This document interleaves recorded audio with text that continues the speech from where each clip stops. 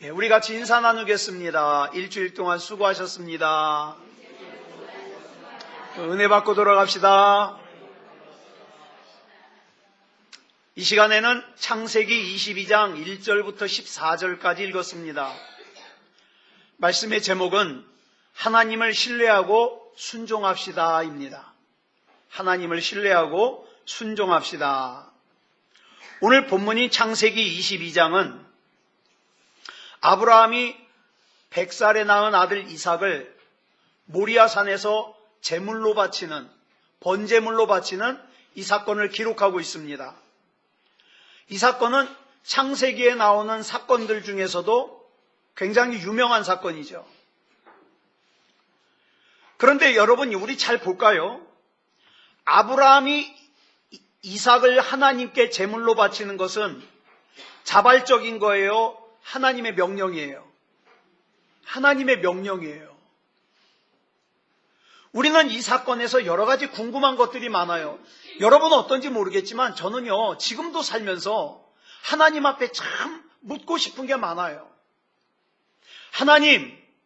하나님께서는 왜 아브라함에게 이런 이상한 명령을 내리셨습니까? 좀 더 구체적으로, 하나님은 지금 이 순간 나에게 있는 이 문제 때문에 왜 나를 힘들게 하십니까? 정말 묻고 싶어요.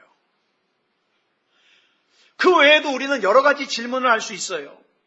여러분, 이런 것을 우리가 뭐라고 부르냐? 시험이라고 부릅니다. 시험. 시험 들었다 그러잖아요. 시험. 근데 이 시험이 같은 시험이 아니에요. 전에도 말씀드렸습니다. 우리 신앙의 연단을 위해서 하나님의 주권적인 행위로 인간에게 내려지는 시험은 테스트라 그래요. 영어로. 반면에 우리 인간 스스로 욕심에 이끌려 죄에 빠지는 시험을 템프테이션이라고 합니다. 그래서 이 테스트의 목적은 우리를 더 강하게 만들고, 우리 믿음을 만천하에 드러나게 만들고, 믿음을 믿음답게 만들어서 믿음의 성장을 가져오게 하는 거라면, 템프테이션은 달라요. 악한 마귀가 우리를 넘어지게 만들고, 무너지게 만들고, 망하게 만들려는 거예요. 그래서 테스트는 굳이 해석을 하자면 훈련, 연단이라고 해석할 수 있고요. 템프테이션은 유혹, 미혹이라고 해석할 수 있습니다. 그런데 우리는 창세기 22장의 결과를 다 알잖아요. 모리아산으로 갔더니 하나님께서 이삭 대신에 양을 준비하시고, 다 알잖아요. 그렇기 때문에 우리는 이 시험이 하나님께서 아브라함을 멸망시키기 위한 게 아니라 아브라함을 더 강하게 만들고 더 믿음다운 믿음을 가지게 만들고 믿음의 조상이 되게 하기 위한 테스트라는 걸 우리는 알아요. 문제는, 지금 내 문제는 몰라요. 그렇죠? 내 문제는 아직 결과를 모르니까. 그런데 이 사건에서 우리가 반드시 알아야 될 것은, 우리 하나님께서는 우리가 그 테스트 때문에 다치지 않도록 안전하게 그물을 미리 깔아두셨다는 거예요. 예. 그러므로 하나님의 테스트는 우리를 다치게 하거나 골탕 먹이는 것이 목적이 아니기 때문에, 언제 끝날까요? 이 테스트는 언제든지 우리 믿음이 믿음답게 드러나고 믿음이 성장하기만 하면 이 테스트는 끝이에요. 창세기 22장에 나오는 하나님은 어떤 하나님이십니까?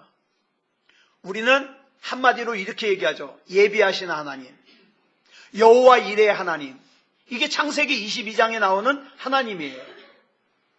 자, 본문 13절부터 14절까지 보겠습니다. 시작. 아브라함이 눈을 들어 살펴본즉 한 수양이 뒤에 있는데 뿔이 수풀에 걸려 있는지라 아브라함이 가서 그 수양을 가져다가 아들을 대신하여 번제로 드렸더라. 아브라함이 그 땅 이름을 여호와 이레라 하였으므로 오늘날까지 사람들이 이르기를 여호와의 산에서 준비되리라 하더라. 여기서 우리는 중요한 믿음을 하나 붙들어야 됩니다. 저와 여러분의 삶 가운데 고민이 있습니다. 걱정이 있습니다. 문제가 있습니다. 어려움이 있습니다. 그런데 이런 고민과 걱정 가운데서 우리가 반드시 기억해야 될 것은 우리 하나님은 이미 다 모든 것을 알고 계신다는 사실이에요. 저와 여러분이 뭐 때문에 힘든지, 뭐 때문에 걱정하는지 알고 계세요. 그러면 이 과정 가운데서 하나님께서 나에게 원하시는 게 뭘까요? 너 그래도 하나님을 신뢰할 수 있니? 너 그래도 하나님 앞에 순종할 수 있니? 그러면 내가 책임질게. 하나님께서. 여러분, 본문에 나오는 아브라함에겐 대책이 없어요, 지금. 그저 하나님의 말씀대로, 하나님의 명령대로 순종하는 것뿐이에요. 그래서 순종했더니 하나님이 수양을 준비하셨어요.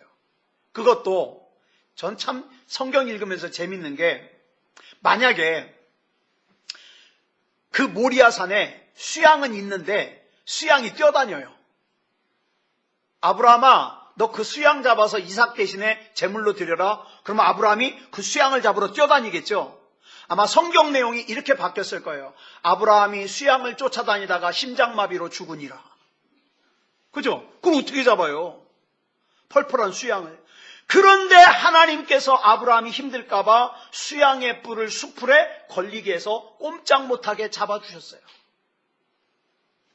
그러면 우리가 할 일이 뭡니까? 우리를 위해서 예비하시는 하나님을 믿자 이 말이에요. 잘못되면 어떡하지가 아니라 하나님 믿자 이 말이에요.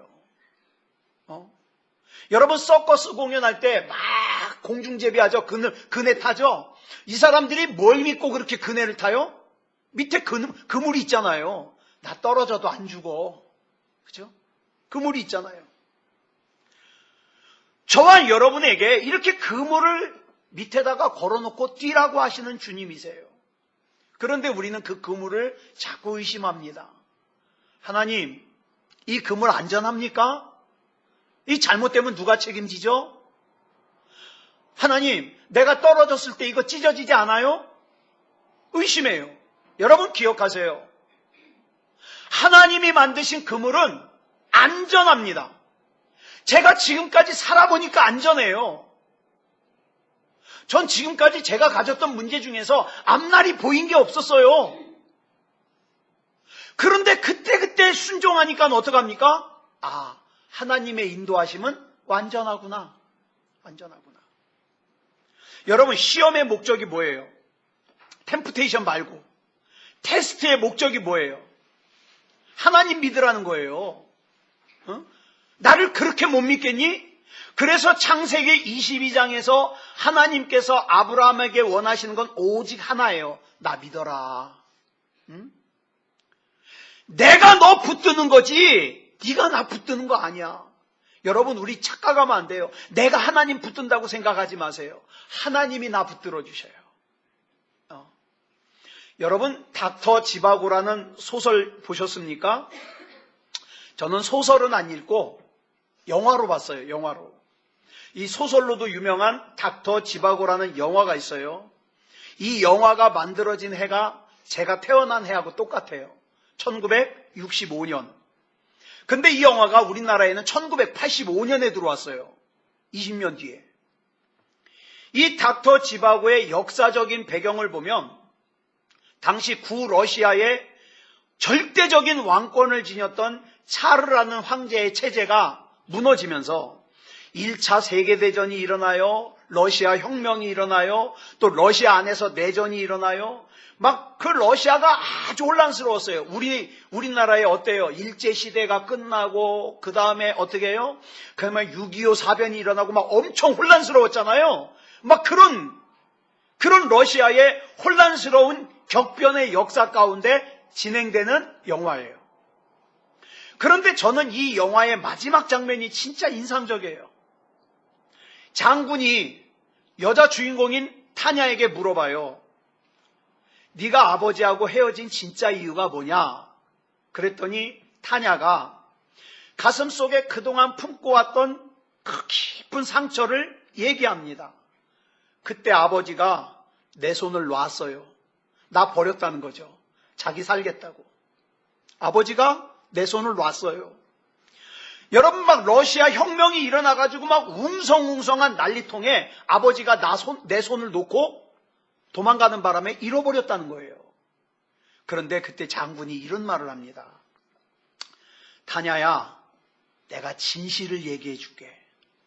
네 친아버지는 그 코마로프스키가 아니야. 네 친아버지는 닥터 지바고야. 이런 얘기를 해요. 근데 진짜 중요한 명언이 그 다음에 나와요. 아무리 거리에 불이 나고 혁명이 일어난다 할지라도 진짜 아버지는 절대 딸의 손을 놓지 않는다. 전 감동을 받았어요. 무슨 얘기인지 아시겠습니까? 그런데 제가 처음에 이 영화를 봤을 때는 20대예요, 20대. 총각대예요, 총각대. 감동을 받긴 받았지만 덜 받았죠. 총각이 뭐 자식도 없는데. 근데 자식을 키우는 지금은요, 생각하면 생각할수록 그게 가슴에 와닿아요. 이 장군의 말 너무 멋지지 않습니까? 진짜 아버지는 절대로 딸의 손을 놓지 않아. 그러면 보자고요. 저와 여러분이 살다 보면 이런저런 어려움을 만나서 하나님께서 내 손을 놨다고 생각될 때가 있어요. 기억하세요. 그러면 그 하나님은 절대 여러분의 아버지가 아니십니다. 왜냐하면 나의 아버지 하나님은 나의 손을 절대로 놓지 않으실 거기 때문에. 그죠? 그 믿으십니까? 그러면 염려하지 마세요. 아버지 하나님이 여러분 손 안 놔요. 우리 찬양 가사 중에 내가 주님을 붙든다는 가사가 있고 주님께서 내 손을 붙드신다는 가사가 있는데 저는 주님께서 내 손을 붙드신다는 가사가 맞는 표현인 것 같아요. 우리 잘 알고 있는 무디 목사님 얘기 다시 한번 할게요. 이 무디 목사님은 아주 키가 컸대요. 예? 몸집도 컸대요. 그런데 무디 목사님이 살고 있던 시카고에 어느 날 하루는 눈이 많이 온 거예요. 온통 거리가 다 얼어붙었어요. 그리고 그 위에 살짝 더 얼어가지고 길이 엄청 미끄러워요.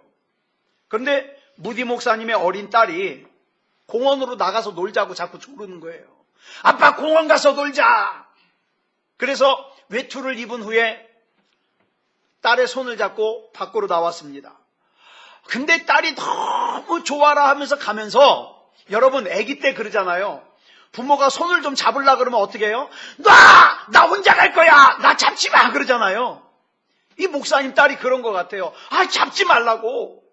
나 혼자 갈 거라고.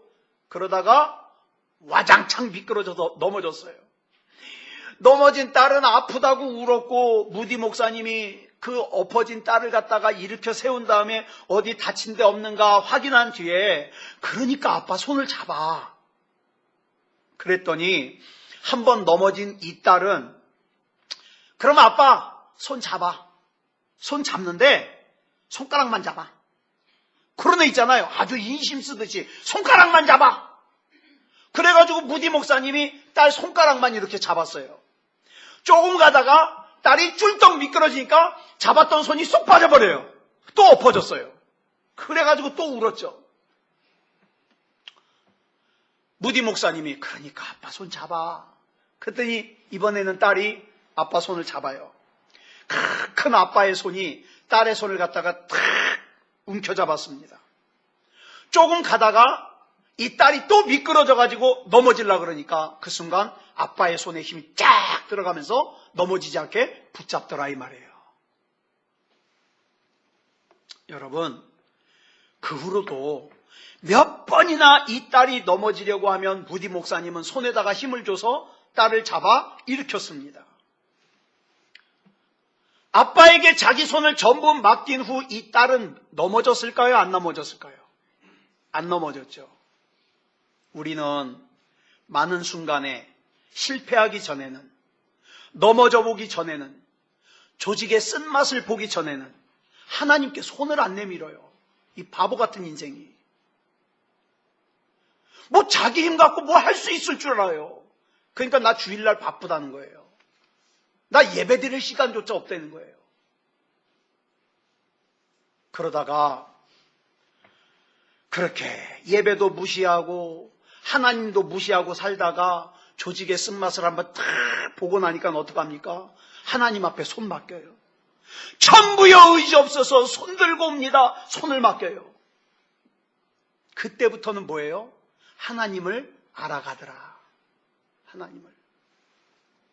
베드로도요, 물에 빠지기 전에는 어떻게 했어요? 자기 혼자 걸었어요.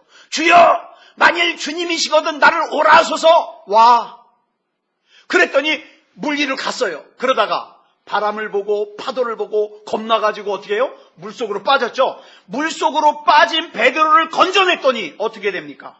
그 다음부터는 주님과 함께 손잡고 배로 오더라. 예? 주님과 함께 손잡고.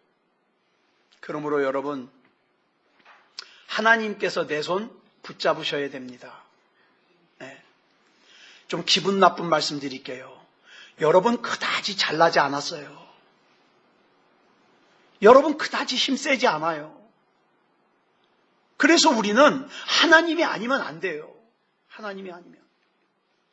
근데 제가 만난 사람들 중에 가만히 보면 자기가 하나님의 손을 놔놓고는, 자기가 징계받을 짓을 해놓고는 하나님이 자기를 버렸다고 원망하는 사람 저 많이 만나봤어요.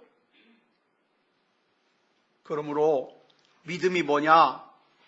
하나님께서 내 손을 붙잡았다는 것을 알고 믿는 거예요. 믿는 거예요. 여러분, 말은 안 했지만 이 타냐가 그동안 자라오면서 아버지가 자기를 버렸다는 아픔에 얼마나 괴로웠을까요? 아빠가 나 버렸어. 아빠가 자기만 살겠다고 나 버렸어. 얼마나 괴로웠을까요? 그런데 알고 보니까 이제까지 타냐가 아버지라고 알고 있었던, 아버지라고 믿고 있었던 그 아버지는 가짜 아버지예요. 여러분, 어느 순간에 내 마음에 하나님을 향하여 원망의 마음이 들 때가 있습니다. 하나님 도대체 저한테 왜 이러십니까? 제가 뭘 그렇게 크게 잘못했다고? 왜 원망합니까? 그 일 밑에 쳐져 있는 그물을 못 보는 거예요. 다시 말해서 내 지금 이 상황에 그 다음의 계획을 하나님이 다 해놓고 계신데 그 계획을 나는 모르니까 하나님 원망하는 거예요. 마치 요셉이 하나님께서는 요셉이 보디발의 집에 가서 11년 동안 종살이하고 2년 동안 감옥살이하고 그 다 계획 세워놓으셨어요. 그 다음에 애굽이라는 나라의 총리로 세울 것을, 그래서 사람과 주변의 나라를 구원할 수 있는 도구로 쓰실 것을 다 그 다음에 계획을 세워놨는데, 만약에 요셉이 하나님 이럴 수 있어요? 왜 나를 종살이 시켜요? 왜 나를 억울하게 감옥살이 시켜요? 그러면서 원망했다면 우리가 알고 있는 요셉이 아니잖아요. 여러분, 하나님은 여전히 내 손을 잡고 계시는데 하나님이 내 손을 놓으셨다고 착각해서 원망하면 안 됩니다. 하나님을 믿으시기 바랍니다. 예인이가 예원학교를 떨어졌잖아요, 중학교를. 그래가지고 자기는 이제 피아노 안 치겠다고 동네에 있는 금옥여중을 입학을 했어요. 그랬는데 입학해가지고 금옥여중을 몇 달 다녔는데 4달 다녔어요. 4달. 애 표정이 죽었어요. 아무 꿈도 없고 희망도 없고. 그러더니 큰 결심을 하고 이렇게 얘기를 해요. 아빠, 나 다시 한번 해볼래. 이대로 포기할 수가 없어. 그래가지고 재수를 해가지고 예원학교를 갔어요. 여러분, 중학교 재수하는 딸, 그 자기 마음은 어떨 것이며 부모 마음은 어떻겠어요? 죽는 맛이죠. 예. 또 대학 갈 때도 2번이나 떨어졌잖아요. 제 동료 목사님들 물어봐요. 딸 어느 대학 갔냐고. 또 떨어졌어요. 저는 농담 삼아 얘기하지만 속에서는 피눈물이 나요. 그런데 그 과정 가운데서 유익이 있었어요. 뭐냐? 예인이가 자기 입으로 그런 얘기를 해요. 제가 물어본 게 아니라 자기는 살아계신 하나님을 확실히 만났다는 거예요. 자기는 하나님 무서워서 죄 함부로 못 짓는다는 거예요. 네. 요즘 대학 문화가 어떻습니까? 입학하고 나면 뭐 신입생 환영회다 뭐에다 해가지고 막 술 문화, 죄악 문화, 성타락 많잖아요. 그러면 자기가 그래요. 나 하나님 무서워서 죄 못 지니까 걱정하지 말라고. 그거면 충분해요. 하나님은 우리의 진짜 아버지시기 때문에 절대로 내 손을 놓지 않으시고 나를 버리지 아니하신다는 걸 우리가 믿어야 돼요. 확실하게. 또 한 가지, 우리가 여기서 살펴볼 또 한 가지는 아브라함이 아들인 이삭을 진짜 바치려고 했습니까? 바치는 척 했습니까? 예? 진짜 바치려고 그랬어요? 바치는 척 했어요? 진짜 바치려고 그랬어요. 이걸 다른 말로 유식하게 뭐라 그러냐? 결단이에요. 믿음의 결단. 우리 하나님께서는 이 믿음의 결단을 축복해 주십니다. 우리 삶 가운데 오는 시험은요, 뭘로 끝낼 수 있느냐? 믿음의 결단으로 끝낼 수 있어요. 하나님께서 원하시는 것은 그 믿음의 결단하는 그 순간을 나에게서 보고 싶은 거예요. 그런데 어리석은 사람은 그런 결단을 하지 않고 미적미적하니까 시험의 기간이 길어지는 거예요. 네. 자, 본문 9절로 10절 보겠습니다. 시작. 하나님이 그에게 일러주신 곳에 이른지라. 이에 아브라함이 그곳에 제단을 쌓고 나무를 벌려놓고 그의 아들 이삭을 결박하여 제단 나무 위에 놓고 손을 내밀어 칼을 잡고 그 아들을 잡으려 하니. 자, 신앙의 결단 내렸죠. 잡으려고. 신앙의 결단을 내렸더니 그 다음에 어떻게 됐습니까? 11절로 12절 시작. 여호와의 사자가 하늘에서부터 그를 불러 이르시되 아브라함아 아브라함아 하시는지라.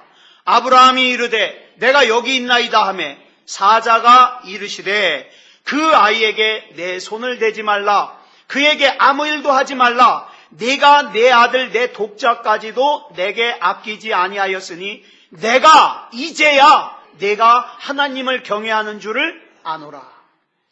영광스러운 모습 아니에요? 믿음이 인정받았잖아요. 여러분, 신앙적인 결단은 영광을 가져옵니다. 우리 삶 가운데 오랫동안 교회 다녔는데도 영광을 경험하지 못한 이유가 뭔지 아세요? 결단이 없어요. 교회는 다니는데 결단이 없어요. 손해보는 거 되게 싫어하고요. 내가 피해보는 거 되게 싫어하고요. 그 영광의 결단이 없어요. 여러분, 성경에 나오는 신앙적으로 승리한 사람들을 보면 공통점이 있어요. 신앙의 결단이 있어요. 여기서 말하는 결단이 뭡니까? 하나님 앞에 나 희생하는 거예요. 주님을 위하여 내가 귀한 무엇인가를 드리고 무엇인가를 내려놓는 횟수만큼 뭡니까? 신앙이 성장해요.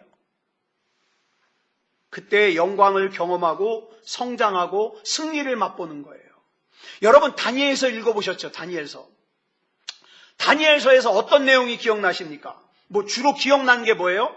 다니엘과 세 친구가 우상에 바쳤던 음식을 먹지 않겠다고 채식만 했더니 오히려 더 상태가 좋아지고 똑똑해졌다. 뭐예요? 우상에 바쳤던 음식, 고기를 먹지 않겠다는 결단. 다니엘의 세 친구가 우상에게 절하지 않았더니 풀무불 속에 던져졌어요. 근데 들어간 건 3명인데 그 안에 있는 거 보니까 4명이 돌아다니네? 그래서 끄집어내 봤더니 머리카락 하나도 타지 않았다.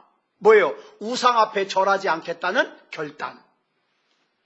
다른 신에게 기도하지 말라는 명령을 어기고 다니엘이 예루살렘을 향하여 창문을 열고 하루에 3번 기도했더니 사자굴에 던져졌다. 근데 멀쩡했다. 뭐예요? 나는 우상에게는 절하지 않겠다. 오직 하나님께만 기도하겠다. 결단. 여러분, 신앙적인 결단에 따르는 결과들이 어마어마하더라는 거예요. 신앙적인 결단이 있었을 때 하나님의 영광이 드러나고 기적을 체험할 수 있어요. 그러면 이걸 뒤집어 얘기하면 뭡니까? 교회를 오래 다녔는데도 내가 참 몸이 건조한 신앙생활에, 그래서 내가 교회를 나가도 그만 안 나가도 그만이야. 그건 네가 결단을 안 했기 때문인 거예요. 하나님 믿으면서도 죽어도 손해 안 보겠다니까 하나님의 영광을 경험을 못하죠. 참 답답해요. 그러니까 믿음이 자라질 않죠. 아브라함이 결단할 수 있는 것도, 자 보세요.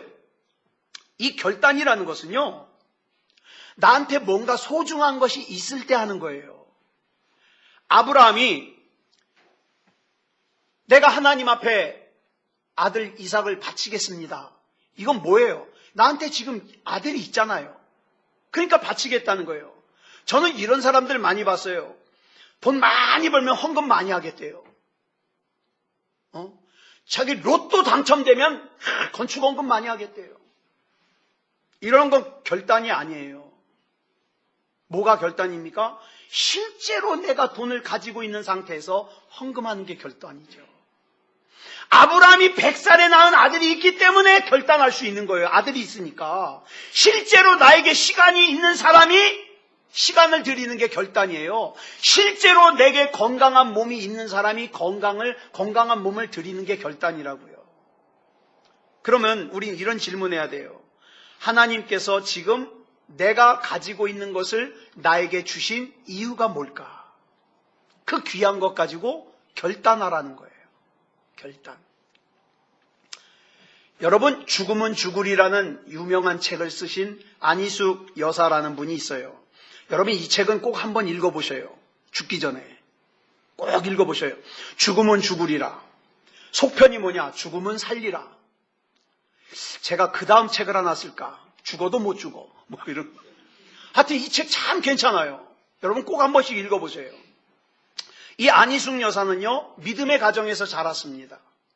이분이 어렸을 때 주일학교 교회 갈 때마다 엄마가 하얀 봉투에다가 정성껏 11조와 헌금을 넣어 주셔가지고 그거 갖다가 헌금을 했어요. 게다가 집이 잘 살았던 것 같아요. 일제시대 때는 여자들이 일본 유학 가는 건 거의 있는 일이 아니에요. 근데 이 안희숙 여사가 일본에 유학까지 갔다 왔어요. 취직을 했습니다. 취직을 해가지고 직장 생활하면서 이런 생각을 했어요. 내가 이제까지는 엄마가 주신 돈으로 11조를 드렸는데 이게 사실 내가 11조인가? 아버지가 벌어온 걸로 한 거니까 아버지 11조지. 내 11조는 아니잖아? 이제는 내가 직장 생활하고 돈을 버니까 내 돈으로 11조를 해야 되겠다. 근데 11조, 나는 남들하고 똑같을 건 싫어. 10에 2조를 해야 되겠다. 그래, 10에 2조를 드려보자. 이런 야무진 생각을 했어요. 그리고 10에 2조를 드렸어요. 그랬더니요, 하나님께서 길을 쫙쫙 열어주시는 게 느껴지는 거예요. 기분이 좋잖아요. 또 이렇게 생각했어요. 생각해보니까 내가 내 평생을 하나님 앞에 바친다고 약속했는데 10의 2조가 뭐냐? 10의 2조. 10의 3조 한번 드려보자. 그랬더니 10의 3조를 드렸더니 일본 경찰에 붙잡혀갔어요. 감옥에 가가지고 막 고문을 당해요. 여러분 영화에서 보셨죠? 그 고문을 당해요. 보통 사람 같으면 뭐라 그럴까요? 야, 내가 큰맘 먹고 10의 3조를 바쳤는데 축복은커녕 감옥에서 고문을 당하게 만들어? 안 해! 그럴 거 아니에요? 근데 믿음의 사람은 달라요. 그래? 마귀가 나를 시험해? 좋다! 10의 5조를 내가 드려보자. 10의 5조 반. 그랬더니 감옥에서 풀려나요. 그래서 감사하는 마음으로 10의 7조를 드렸어요. 10의 7조. 예. 그랬더니 하나님께서 축복을 해주시는데 10의 1조를 드릴 때보다 자기 쓰는 게 더 많아요. 10의 7조를 드렸더니 재미가 붙었어요. 10의 9조를 드렸어요. 10의 9조. 그랬더니 하나님께서 이 안희숙 여사를 간증을 하러 다니게 만드는데 국제적으로. 저도요, 이분 굉장히 연세 드셨을 때 요 고척교회 와서 간증하는 걸 저 직접 봤거든요.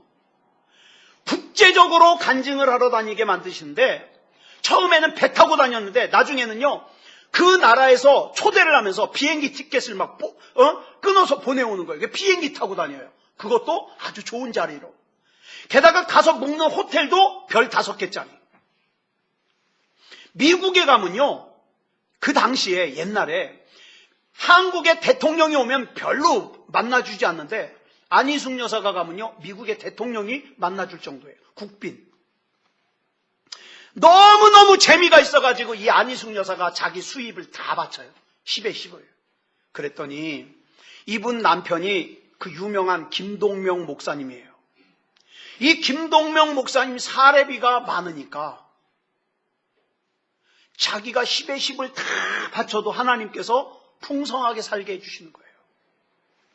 그래서 이분이 이런 간증을 합니다.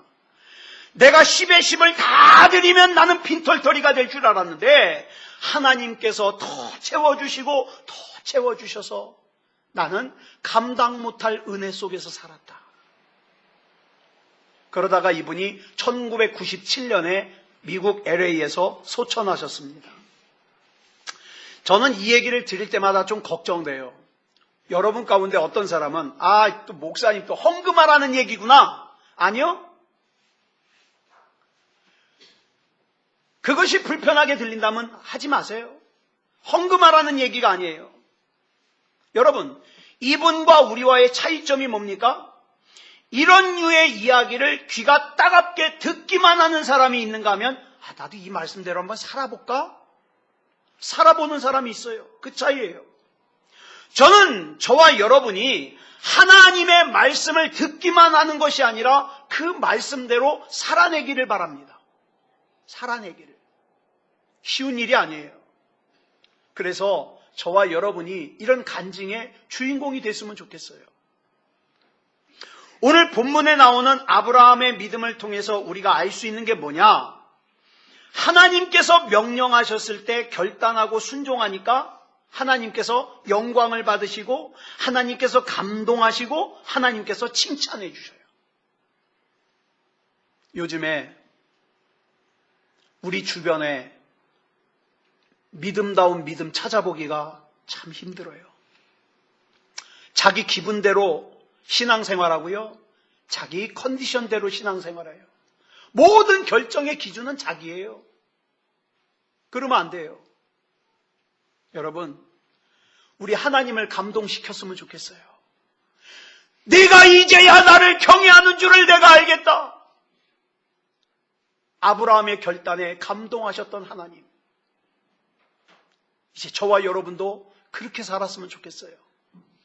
반주 준비해 주시고요. 그래서 우리가 오늘 찬송가 323장을 찬송하고 기도하려고 그래요. 우리는 하나님 앞에 부름받았어요. 부름받은 이 몸. 여러분, 예수 믿는 사람은 항상 좋은 일만 있나요? 아니요. 어려운 일도 있어요. 저도 지금 걱정이 충만한 것이 한 3가지가 돼요.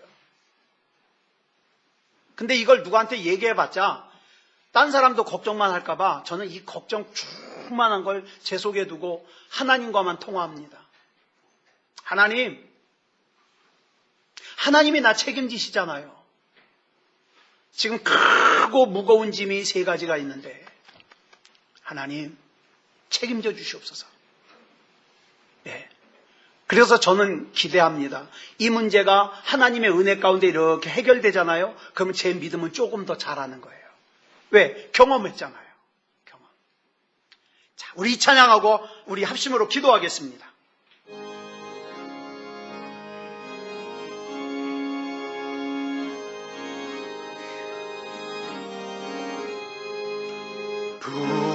부름받아 나선 이 몸 어디든지 가오리다. 괴로우나 즐거우나 주만 따라 가오리니 어느 누가 막으리까. 죽음인들 막으리까. 어느 누가 막으리까. 죽음인들 막으리까. 아골골짝 힘들에도 복음 들고 가오리다. 소돔 같은 거리에도 사랑 안고 찾아가서 종의 몸에 지닌 것도 아낌없이 드리리다. 종의 몸에 지닌 것도 아낌없이 드리리다. 존귀 영광 모든 권세 주님 홀로 받으소서. 멸시천대 십자가는 제가 지고 가오리다. 이름 없이 빛도 없이 감사하며 섬기리다. 이름 없이 빛도 없이 감사하며 섬기리다.